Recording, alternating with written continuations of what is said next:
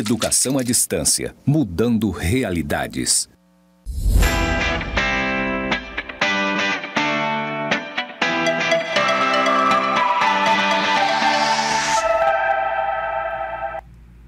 Olá, caros alunos e alunas do curso de Tecnologia em Gestão Pública EAD.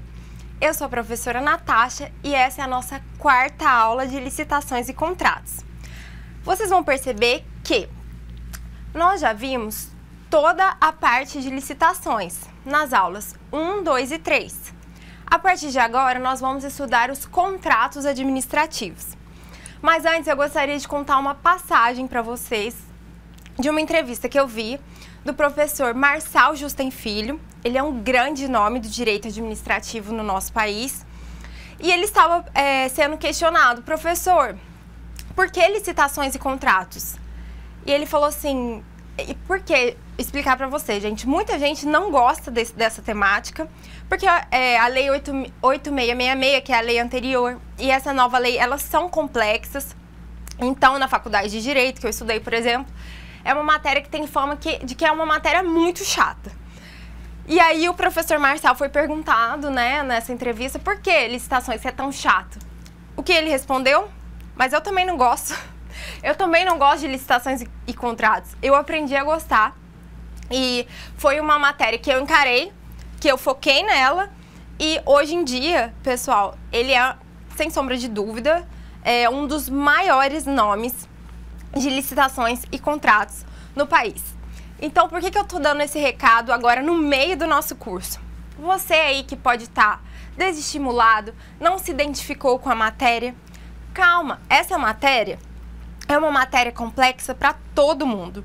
Mas o que eu posso garantir para vocês é que vale a pena você se dedicar a esse assunto, porque se você quer ser um futuro gestor ou gestora pública, é imprescindível saber as regras das contratações públicas, até mesmo para que você possa se resguardar, porque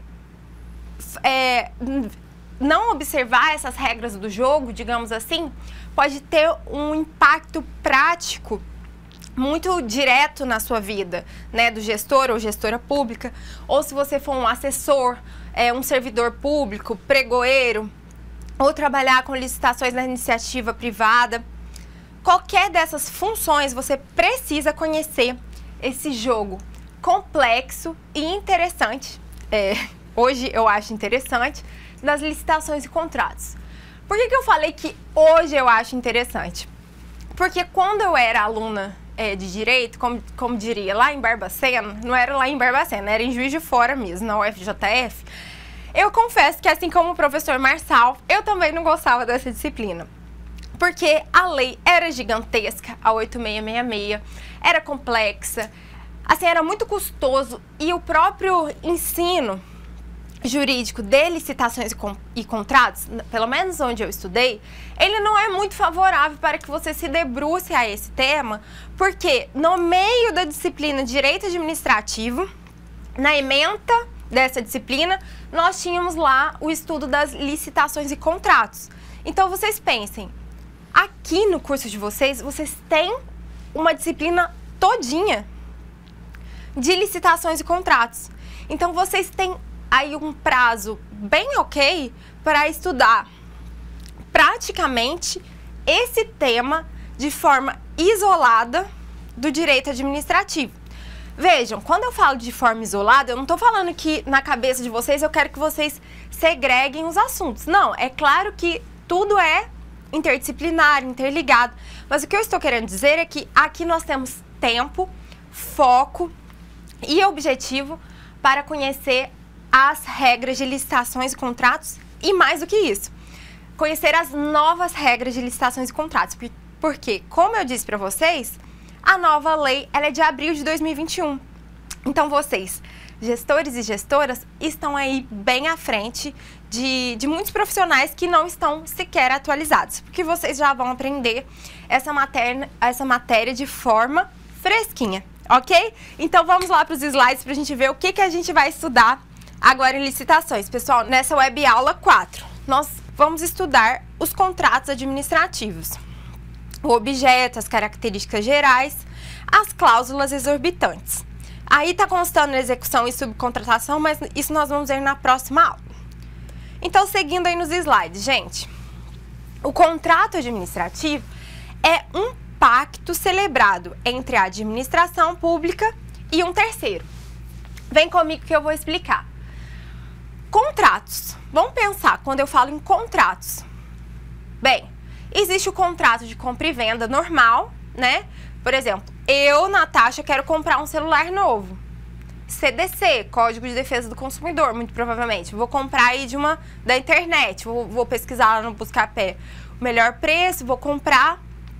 É um contrato de compra e venda, cujas leis próprias desse contrato serão as normas do Código de Defesa do Consumidor, CDC. Dependendo, contrato de compra e venda, vou comprar um terreno de uma pessoa. Também, nesse caso, é um contrato de compra e venda civil e vai incidir ali as normas de direito civil. Agora, reparem na diferença. Aqui, eu estou dizendo para vocês que o órgão ou o ente licitou. Então, fez a licitação, aquele procedimento prévio, né? Ou fez o contrato, ou fez o processo de contratação direta nas hipóteses de dispensa ou inexigibilidade de licitação. Então, vamos. O ente ou órgão licitou. Agora, ele precisa celebrar um contrato. Mas esse contrato é um contrato como esses que eu dei o exemplo? De direito civil ou de CDC, que é o Código de Defesa do Consumidor? O que vocês acham? Não.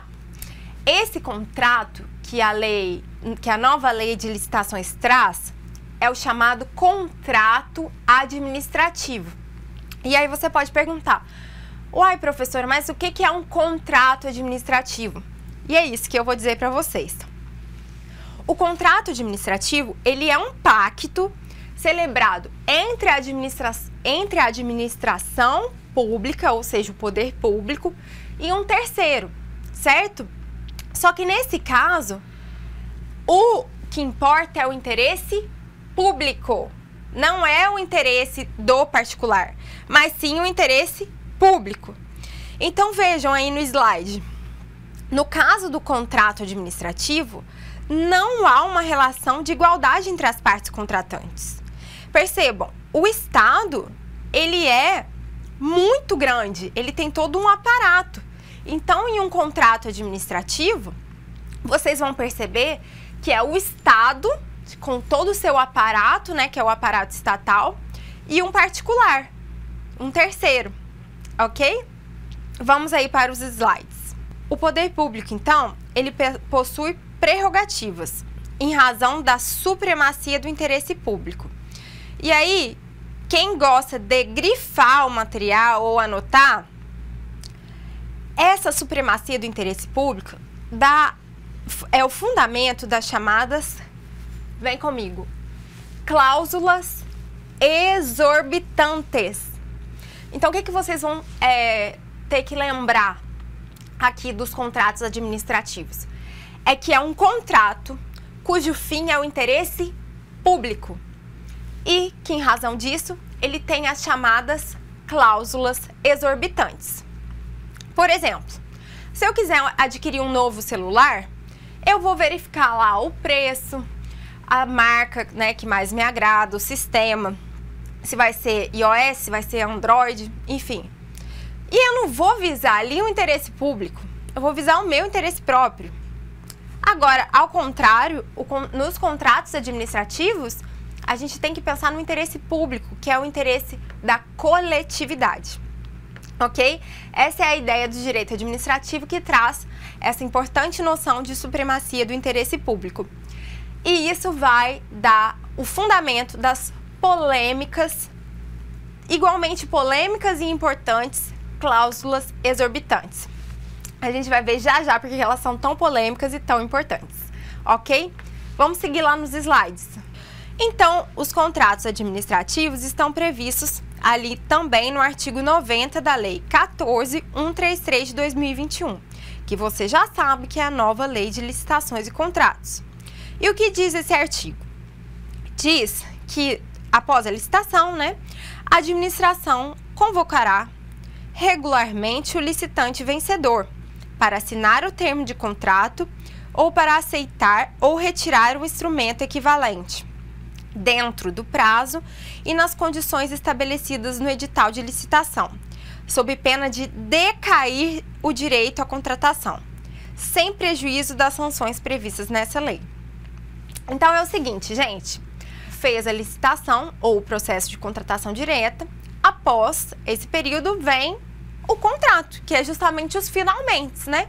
Porque a licitação, vamos relembrar, é um processo administrativo prévio para a administração conseguir a melhor proposta, a mais vantajosa, observando os critérios de isonomia entre os participantes, os princípios lá do artigo 5º da nova lei.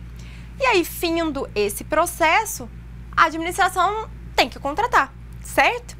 Se ela não chamar o licitante vencedor, ela decai desse direito de contratação, ok? Então, vamos lá no slide continuar o assunto. Contrato. Bem, a administração vai contratar, né? Como eu já disse, é um contrato administrativo. Em regra, gente, esse instrumento do contrato, ele é obrigatório, escrito. Isso está no artigo 95 da nova lei. Tem exceção?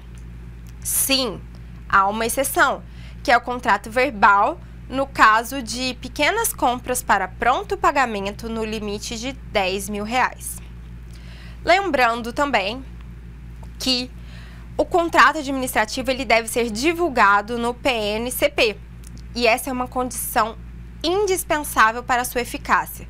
O PNCP é aquele Portal Nacional de Contratações Públicas, que é um site que reúne todas as informações nacionais, né, como o próprio nome já diz, Portal Nacional, vai reunir essas informações nacionais sobre licitações e contratos administrativos. E, por fim, os aditamentos do contrato também devem estar no PNCP. E isso está lá no artigo 94 da nova lei de licitações. Vejam só, gente, destaque aí para o PNCP. Então, esse portal nacional, ele vai ser imprescindível para fazer valer essa nova lei de licitações. Porque o que eu quero que vocês entendam? Quando o legislador, ele aprova uma nova lei e o presidente sanciona essa lei, ela não deixa de ser uma folha de papel com algumas informações. Daí, ao ponto de você implementar essas informações, que no caso são as normas jurídicas, existe uma distância. E por que eu estou dizendo isso? O PNCP, ele está previsto em vários dispositivos da nova lei de licitações, esse portal nacional. E ele é um instrumento muito importante para garantir a lisura aí do processo licitatório e das contratações públicas. No entanto, informação quentinha, ele ainda não existe, tá? A lei foi criada antes da criação do PNCP. Então, pelo que eu vi de previsão, é que, né, quando vocês assistirem essa aula, ele ainda não vai existir, mas há uma previsão de implementação desse portal nacional até o fim do ano. Sendo que fim do ano também é super vago, né? Pode ser setembro ou pode ser 31 de outubro. Então, vamos, né, peço a vocês, alunos e alunos, para que acompanhem a implementação do PNCP, que é esse portal nacional de contratações e licitações, e ele nada mais é do que um site. Então, nada mais é do que um site contendo todas essas informações. Ele ainda não está disponível, por isso que muitos juristas, pessoal, que são os estudiosos da nova lei, falam como é que a gente vai implementar essa nova lei na íntegra antes de o site do PNCP estar no ar, né? Então, fica aí realmente o questionamento. O que a gente tem que fazer? Já que nós somos estudiosos da nova lei de licitações, nós temos que aguardar, nós temos que acompanhar. E eu vou informando vocês aí por meio das redes sociais, por meio aqui do curso, a gente vai acompanhando juntos. Por quê? Eu não sei se vocês perceberam, mas estão saindo muitas leis novas, né? Sempre foi assim, e agora, acredito, por causa da pandemia, não sei muito bem os motivos desse fenômeno, mas sim, estão sendo muitas leis novas, e aí a gente tem que acompanhar a aplicação na prática dessas leis. Vamos para o slide. Pois bem, vocês devem estar pensando, ok, mas como que eu vou fazer esse contrato administrativo? Todo contrato, ele tem suas cláusulas. E como eu disse para vocês, as cláusulas podem ser gerais ou exorbitantes. Cláusulas gerais são aquelas comuns e estão previstas nesse artigo 92 da nova lei. Então, o que tem que ter no contrato administrativo? As cláusulas que digam respeito ao objeto do contrato, a vinculação ao edital de licitação, a proposta do licitante vencedor, a legislação aplicável à execução do contrato, o regime de execução ou a forma de fornecimento, o preço e as condições de pagamento, os critérios, a data base, ou seja, todos os detalhes, gente, ó, a periodicidade do reajustamento de preços e os critérios de atualização monetária entre a data do adimplemento das obrigações e do efetivo pagamento, os critérios e a periodicidade da medição, quando for o caso, o prazo para liquidação e para pagamento, os prazos de início das etapas de execução, conclusão e entrega, observação e recebimento definitivo, quando for o caso, o crédito pelo qual correrá a despesa com a indicação da classificação funcional, programática e da categoria econômica. Continua lá, inciso 11. O prazo para resposta ao pedido de restabelecimento do equilíbrio econômico-financeiro, quando for o caso. As garantias, olha aí, contratos com garantias oferecidas para assegurar sua plena execução, quando exigidas, inclusive as que forem oferecidas pelo contratado, no caso de antecipação de valores a título de pagamento. Venham cá, gente, destaque para essas garantias. O que são garantias? Calção, um seguro garantia, tá? Essa parte aí que fala de garantia está bem relacionada à chamada alocação de riscos. Eu costumo dizer, viver tem risco, não tem? Nós já sabemos que viver tem seus riscos. E o contrato tem risco? Claro. Se tem enchente, se cai uma chuva, se o tempo tá frio demais, se neva, né, igual agora tá acontecendo aí no nosso país, alguns episódios de neve, uma coisa que afeta a agricultura e é um risco, não é? Então, nesse caso, a administração pública pode até exigir um seguro ali, né, para fazer essa alocação de riscos. Então, essa é a ideia de ter garantias no contrato, ou calção, ok? Vamos voltar para ver as demais cláusulas gerais. O inciso 13 diz o prazo de garantia mínima do objeto, observados os prazos mínimos estabelecidos nessa lei e nas normas técnicas aplicáveis e as condições de manutenção e assistência técnica, quando for o caso. Olha aí, novamente, a questão da garantia. Os direitos e as responsabilidades das partes, as penalidades cabíveis e os valores das multas. As condições de importação e a data e a taxa de câmbio para conversão, quando for o caso. Então, vocês podem perceber, antes aí de dar prosseguimento ao slide, vocês podem perceber que em relação às cláusulas gerais, a nova lei de licitação, ela detalhou bastante o que ela quer que o administrador coloque ali no contrato administrativo. Vamos continuar vendo, o inciso 16 agora. A obrigação do contratado de manter durante toda a execução do contrato, em compatibilidade com as obrigações por ele assumidas, todas as condições exigidas para a habilitação na licitação ou para a qualificação na contratação direta. 17. A obrigação de o contratado, lembrando que o contratado é aquele que é o terceiro que vai contratar com a administração pública. Então, a administração pública é a contratante. Quem que é o contratado?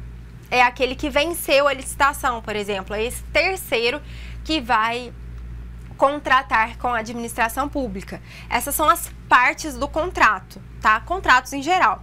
Contratante e contratado. Seguimos para ver as cláusulas.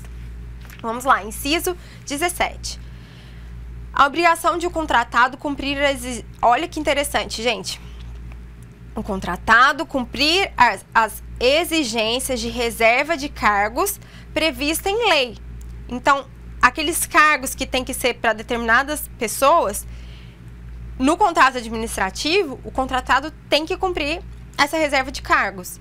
Aí, ó, para pessoas com deficiência, por exemplo, bem como em outras normas específicas para pessoa com deficiência e para os reabilitados da Previdência Social e para os aprendizes.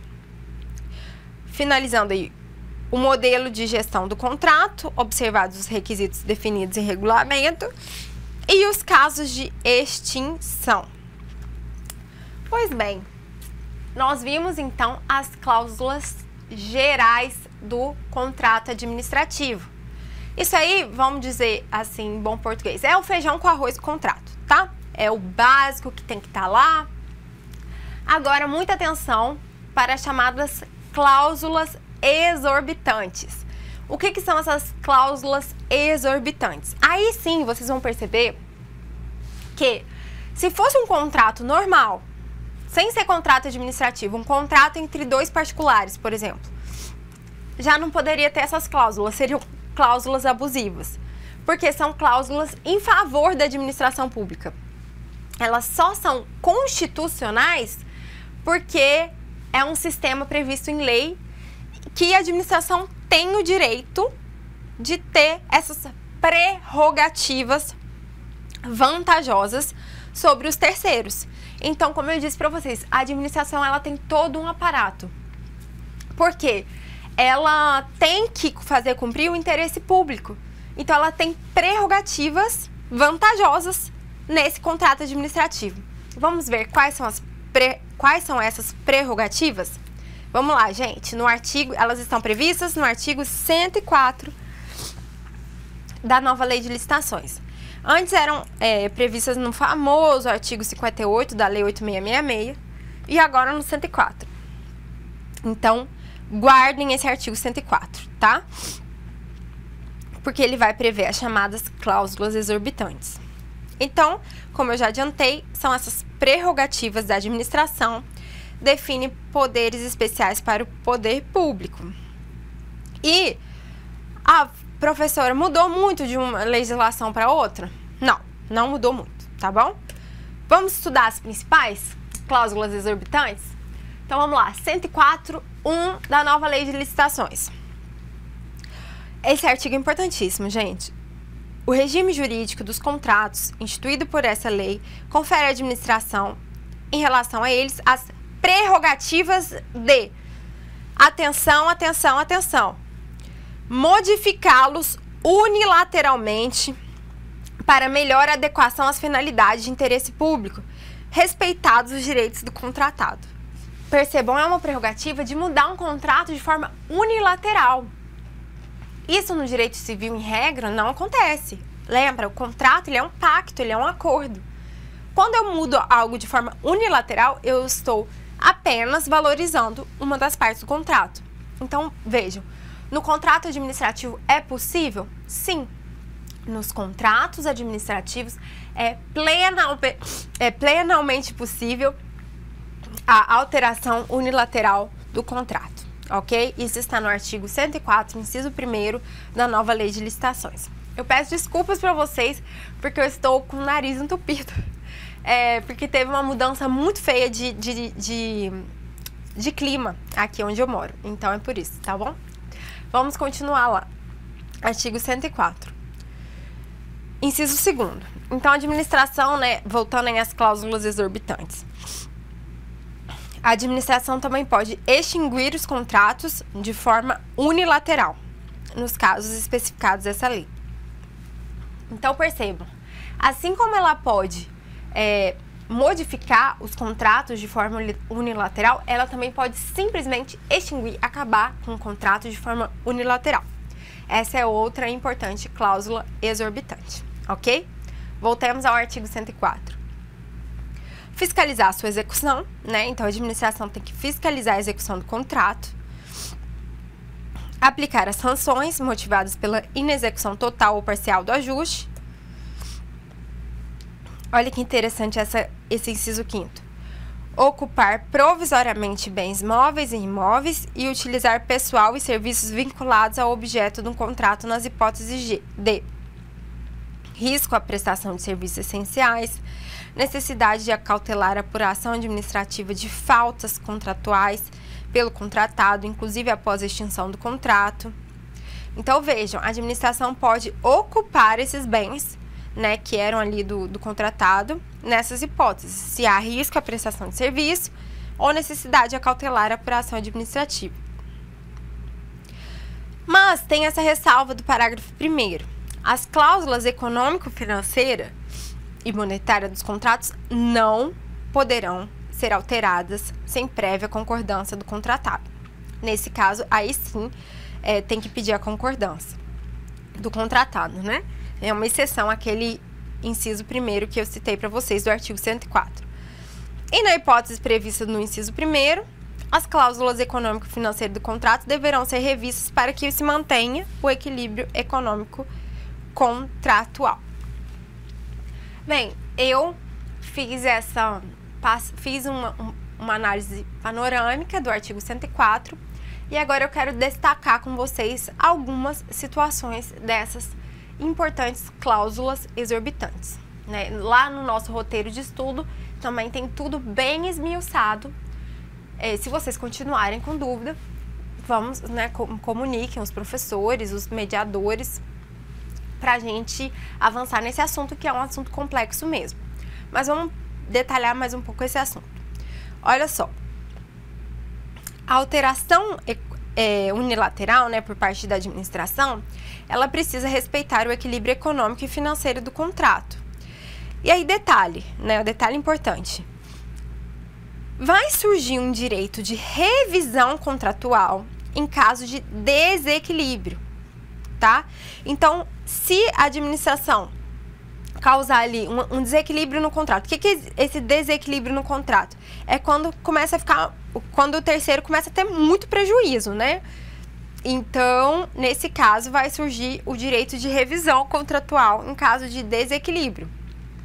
Provavelmente vão ter que judicializar esse assunto, ou seja, entrar na justiça, provavelmente, para restabelecer esse equilíbrio econômico-financeiro do contrato. E aí, por fim, não pode alterar o objeto do contrato, porque isso seria fraude à licitação. Então, o que ele pode alterar, né? Se não pode alterar o objeto do contrato, aquela alteração unilateral, o que ela significa na prática?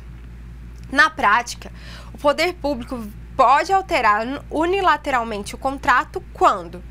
Quando houver uma modificação do projeto ou das especificações para melhor adequação técnica aos seus objetivos.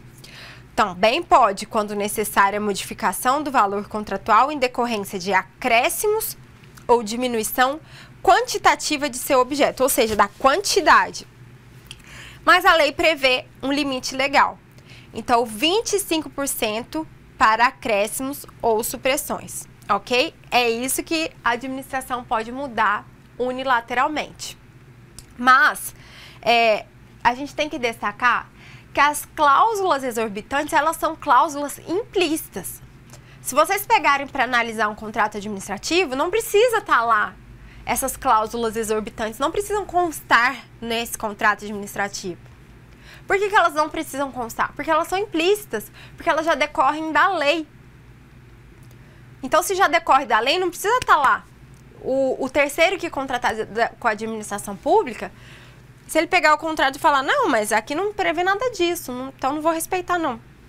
Negativo, vai respeitar sim. Por quê? São cláusulas exorbitantes previstas na lei.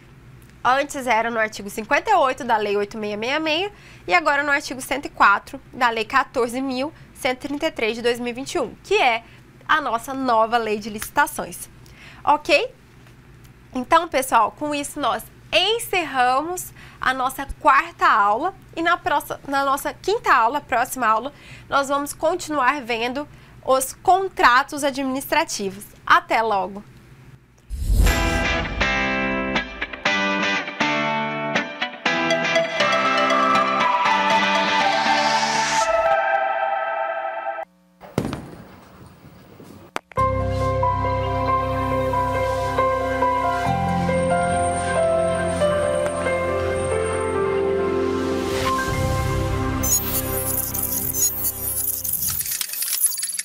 Educação à distância, mudando realidades.